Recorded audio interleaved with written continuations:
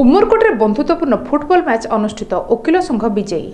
स्वाधीनता दिवस उपलक्षे UV3 डंगरीगुड़ा स्थित खेल पड़िया सरकारी कर्मचारी और वकिल संघ दल मध्य बंधुत्वपूर्ण फुटबॉल मैच अनुष्ठित हुई। मैच रे उमरकोट वकिल संघ दल 2-0 गोल रे विजयी होते।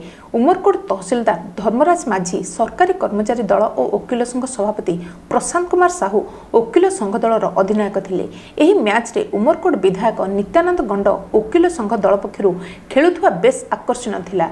एही अवसर रे अतिरिक्त जिला सेशन जज डॉक्टर अनिल कुमार दत्त मुख्य अतिथि भाव में जोग देथिले।